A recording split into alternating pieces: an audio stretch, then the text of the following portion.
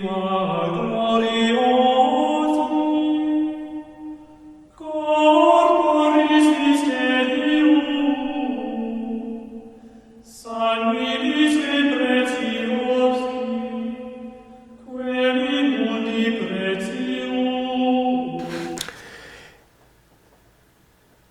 otro día empezamos con un capítulo sobre la Santa Misa, una visión general sobre el sacrificio de la Santa Misa.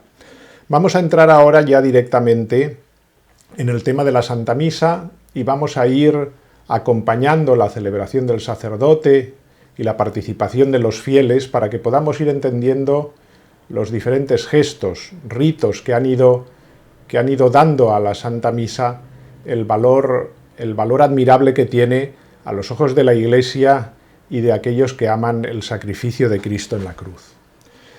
Vamos a tener siempre en cuenta que la Santa Misa es esto precisamente. Hay tres notas que hemos de dar desde el principio para empezar esta reflexión. Es el sacrificio incruento de Jesucristo en la cruz, aquel sacrificio por el cual Jesucristo se entregó a la salvación, se entregó por la salvación del mundo, ahora se actualiza de forma incruenta sobre los altares, allí donde se celebra la Santa Misa. Ese sería el primer punto que no hay que perder de vista si queremos tener una apreciación adecuada de lo que estamos hablando y de lo que se celebra. Segundo, otra nota fundamental, la presencia real de Cristo en la Eucaristía. Algo que veremos que está bien subrayado por toda la tradición de la Iglesia y porque esa misma tradición ha ido incrementando en la celebración de la Santa Misa y en sus ritos las manifestaciones de esta fe de la Iglesia, de esta fe de la Iglesia que se manifestaba también en la celebración. Los mismos gestos, los mismos ritos, los actos de adoración manifestarán esta presencia de Jesús realmente presente con su cuerpo, con su alma, con su sangre y su divinidad en el sacrificio de la Santa Misa, en las especies eucarísticas. Y finalmente el sentido que ya hemos también apuntado durante todo este curso de liturgia, sobre todo al principio cuando hablábamos de qué es la liturgia cristiana. La Santa Misa es el culto, es el culmen del culto católico, del culto cristiano a Dios, ¿no? Pues el ofrecimiento del mismo Jesucristo por la salvación de los hombres y es por lo tanto el único culto realmente agradable a Dios. Pues bien, con estas notas podemos empezar ya la reflexión sobre las partes de la misa. Empezaría diciendo que nosotros vamos a seguir la misa tradicional, la misa del Vetus Ordo, porque estas catequesis se hicieron precisamente para aquellas personas que en nuestra parroquia de Sant Jordi de Vallcarca empezaron a venir a la misa Vetus Ordo, que empezamos hace unos meses a celebrar, a las 10 de la mañana los domingos. Por lo tanto, para ayudar a esas personas a entrar en los ritos de la misa, empezamos esta catequesis y vamos a seguir, por lo tanto, el Ordo Mise de la misa Vetus Ordo. Servirá también, en efecto, sobre todo el canon romano y muchas partes de la misa, a aquellos que participan de la misa Novus Ordo.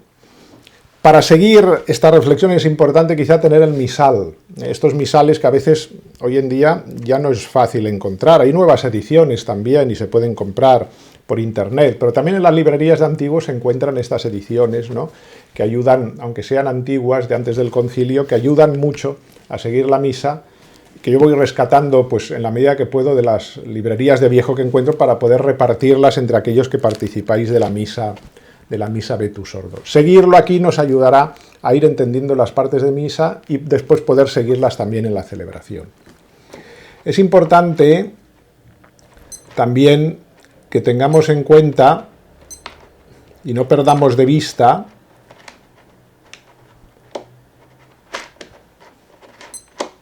algo muy importante, que es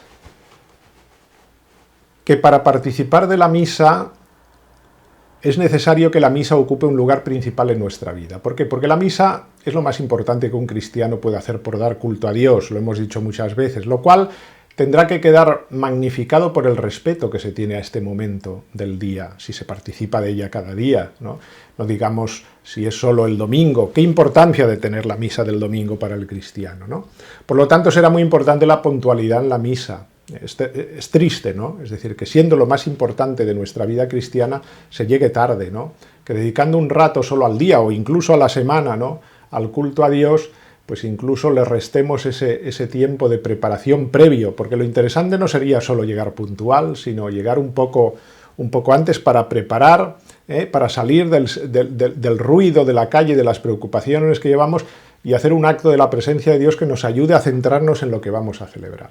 El silencio, siempre lo digo, el templo, la iglesia es un lugar de silencio y de oración, por eso también todos hemos de cooperar a ello, para que de esta manera el sacrificio de la misa vaya acompañado siempre de este respeto, ¿no?, que se manifiesta también en estos signos. Para aquellos que participan del Novus Ordo, yo tengo una reflexión hecha ya de hace muchos años sobre la misa Novus Ordo, también comentada como la vamos a comentar hoy en sus partes más concretas, en el libro El milagro de la Eucaristía. El milagro de la Eucaristía, que se publicó hace ya 20 años, estoy intentando ahora rehacerlo y hacer una segunda edición. Bueno, se hizo una segunda edición sobre este texto del Novus Ordo, ¿no?, pero ahora sería hacer una nueva edición conforme al Vetus Ordo, para que de esta manera también pues aquellas reflexiones que ya fueron válidas sirvan también pues acompañadas de estas nuevas que vamos a hacer ahora y que nos ayudarán a introducirnos en él. Vamos a comenzar por aquello que no ven los fieles, por decirlo así, las oraciones del sacerdote al revestirse. Es importante porque tienen un significado poderoso, esas oraciones secretas, lo vamos a ver durante toda la misa. Es decir, hay una serie de oraciones secretas que el sacerdote dice él solo, y que pasan desapercibidas, pero que a veces tienen un sentido muy profundo y dan un sentido muy profundo a la celebración por parte del sacerdote. Oraciones antes de revestirse. Lo primero que hace el sacerdote antes de revestirse son lavarse las manos. No es un lavarse las manos solo para, evidentemente, tener las manos limpias para algo tan sagrado, tan santo como la Santa Misa, sino que es una manera de hacer una primera purificación, un deseo de purificación de su alma, ¿no? Da Domine virtutem manibus meis, ab abstergendam omnem maculam. Dice el sacerdote estas oraciones mientras se lava las manos. Da, Señor, el poder a mis manos para que, libres de toda mancha, puedan servirte sin corrupción en la mente y en el cuerpo. Esta es la primera oración con que el sacerdote empieza los ritos previos a la misa para revestirse. Se impone el amito, se lo pone primero sobre la cabeza y después sobre los hombros, diciendo estas palabras: impone Domine capite meo galeam salutis ad expugnandos diabolicos incursus, ¿no? El amito quiere ser signo, de alguna manera, de la pureza de pensamiento, por eso el sacerdote primero se lo pone un momento sobre la cabeza, esa pureza de pensamiento. Señor, impone en mi cabeza el yelmo de la salvación para rechazar las asechanzas del demonio. Y también, a continuación, una vez que ya tiene colocado el amito, se pone esa vestidura blanca, que lleva el nombre de alba, precisamente por eso, porque es blanca. De alba me domine en munda cormeum, ut in sanguine agni de albatus gaudis perfruar sempiternis. Blanquea, Señor, al vestirse con esta vestidura blanca, ¿no? Blanquea, Señor, y limpia mi corazón, para que, purificado por la sangre del Cordero, disfrute un día de los gozos eternos, ¿no? Es signo, el alba, la pureza, esta blancura de la santidad que debe de alguna manera pues ostentar el sacerdote para acercarse también al altar, la santidad de vida. A continuación, el sacerdote se ciñe con el cíngulo. El cíngulo es símbolo, este ceñirse con fuerza, es símbolo de la castidad, de la virtud de la pureza. Y las palabras lo indican muy bien, las palabras que dice el sacerdote: precingeme domine cingulo puritatis, ¿no? Et extingue in lumbis meis humorem libidinis, ut maniat in me virtus continente castitates. Cíñeme, Señor, con el cíngulo de la pureza y extingue en mí el fuego de la sensualidad, para que permanezca siempre en mí la virtud de la continencia y la castidad. A continuación empieza también a revestirse el sacerdote ya con algunos de esos ornamentos que se han perdido en el Novus Ordo, pero que tenían un significado poderoso y que no podemos perder de vista. Estoy hablando del manípulo.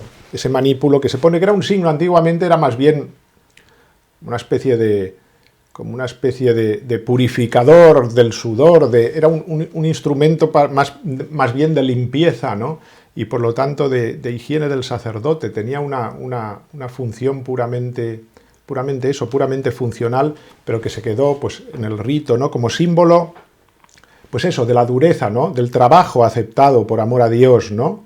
Mere ardomine portare manipulum fletus et doloris, ut cum exultatione recipia mercede laboris, ¿no? Merezca, Señor, llevar el manípulo del sufrimiento y del dolor, ¿no? Esté dispuesto a llevar conmigo el sufrimiento y el dolor con la alegría de recibir la recompensa de este trabajo mío, ¿eh?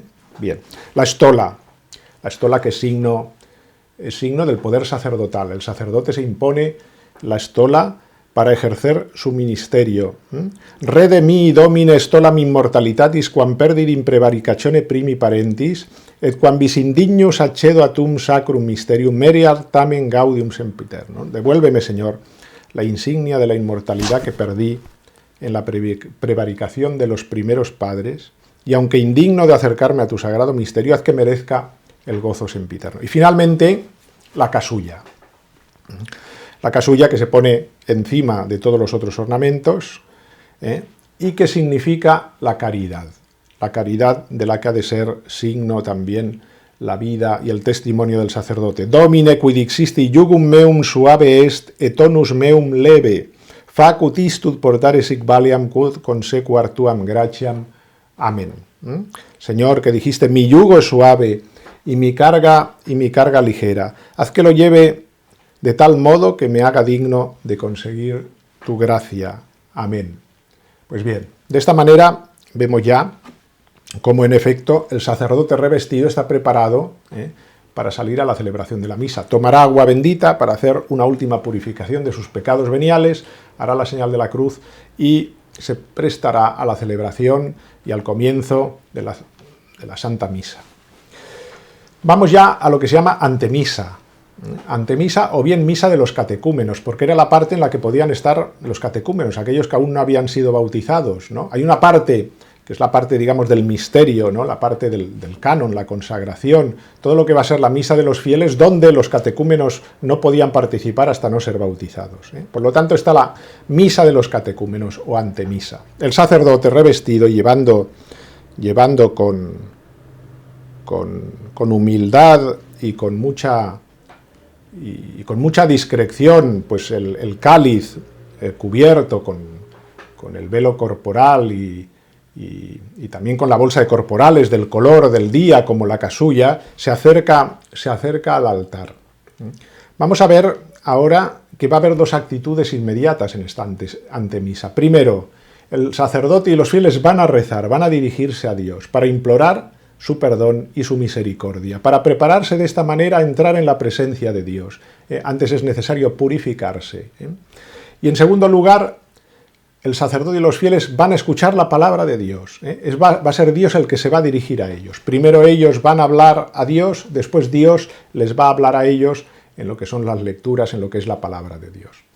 En el tiempo de San Gregorio Magno, el sacerdote, estamos hablando del siglo VI de nuestra era, el sacerdote llegaba al altar y se prosternaba en silencio, como se hace el Viernes Santo, ¿no?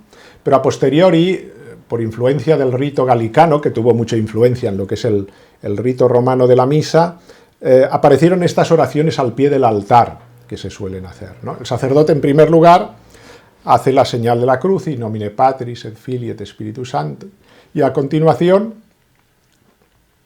de alguna manera, después de hacer este acto de fe trinitaria, que es la señal de la cruz, que es como un recordatorio del bautismo, para presentarnos como hijos de Dios ante el altar, empieza una serie de oraciones, este rezar que os decía, ¿no? Este invocar a Dios. Nos dirigimos a Él para disponer nuestras almas para que puedan entrar dignamente en la presencia de Dios. Es, podríamos decir, el acto penitencial.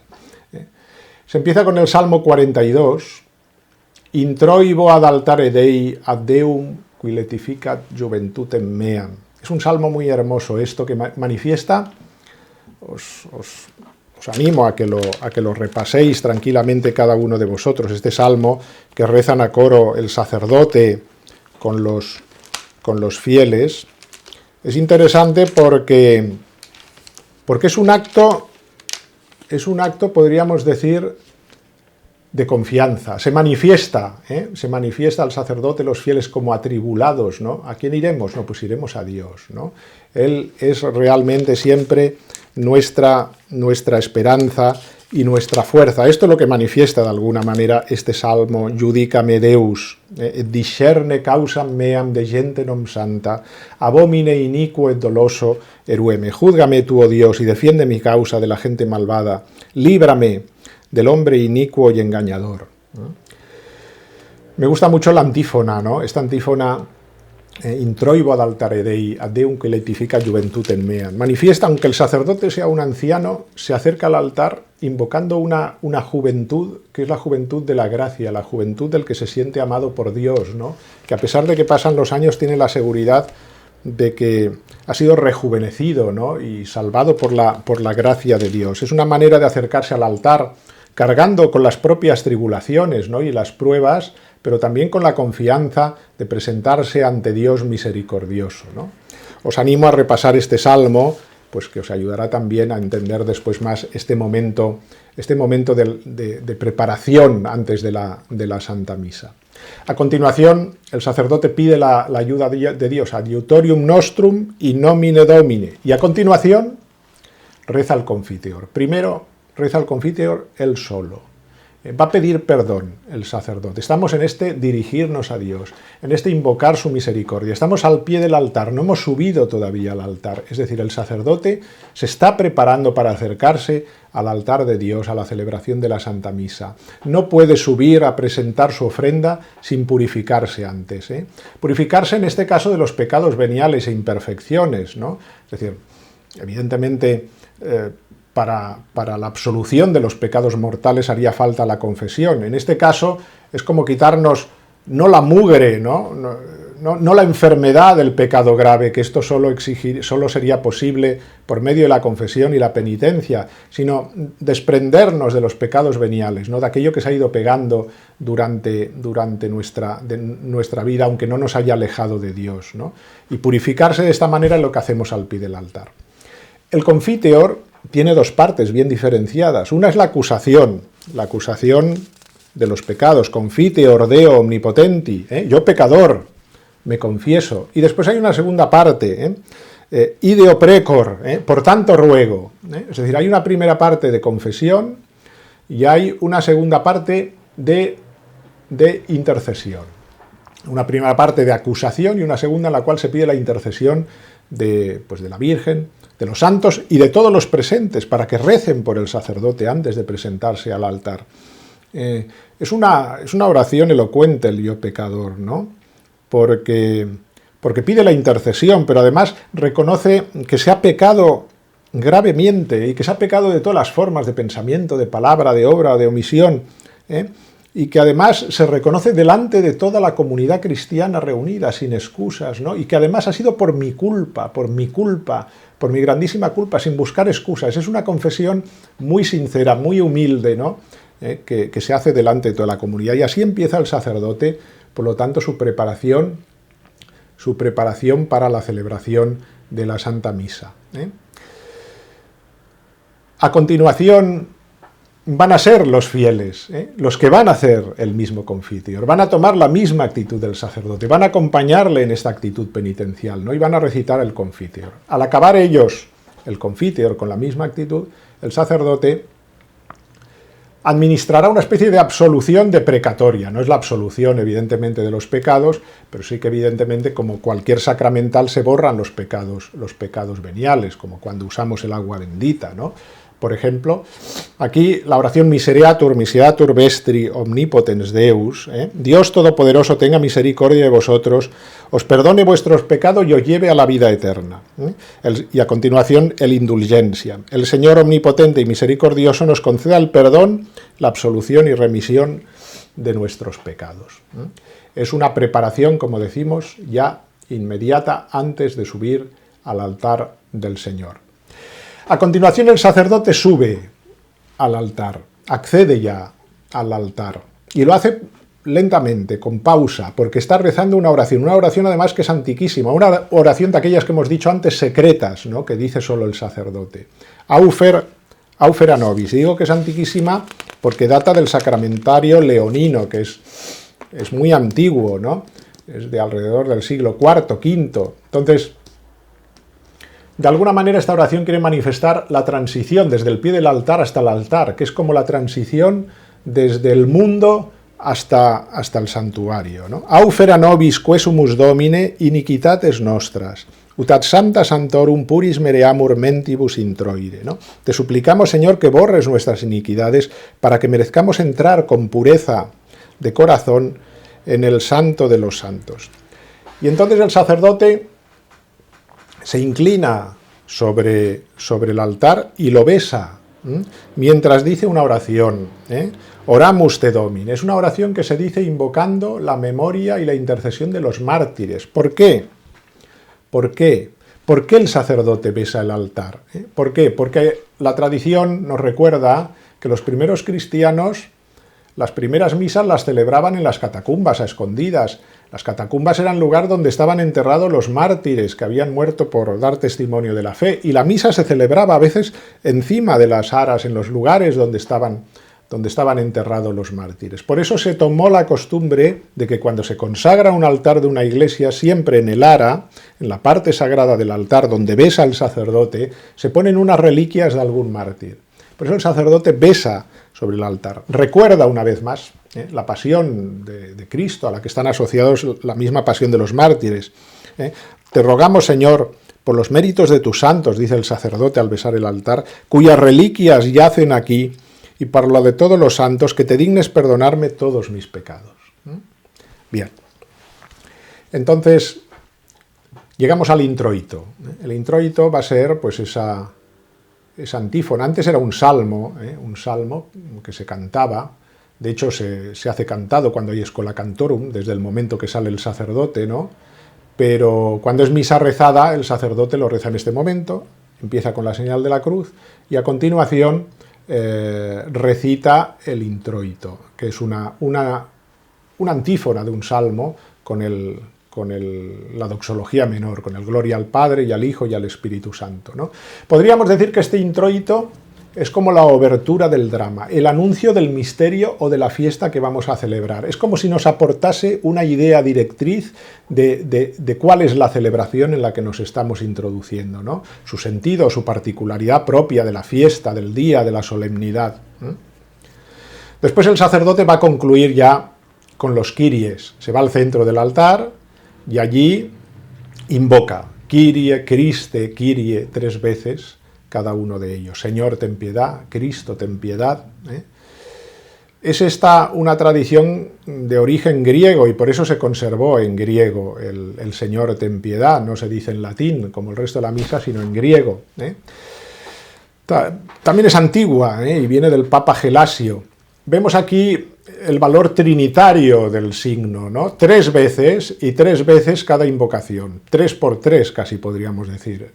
3 veces, pues, Kyrie eleison al Padre, 3 Christes eleison al Hijo, 3 Kyrie eleison al Espíritu Santo, para acabar de esta manera implorando con el acto penitencial, que aquí se finaliza, pues el perdón y la misericordia de Dios.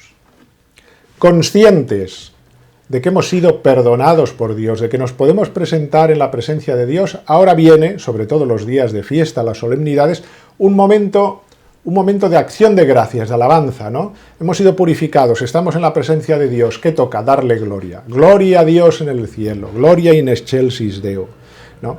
Esta doxología trinitaria que empieza, fijaos, con el canto de los ángeles la noche de Belén, gloria a Dios en el cielo y en la tierra paz a los hombres, ¿no?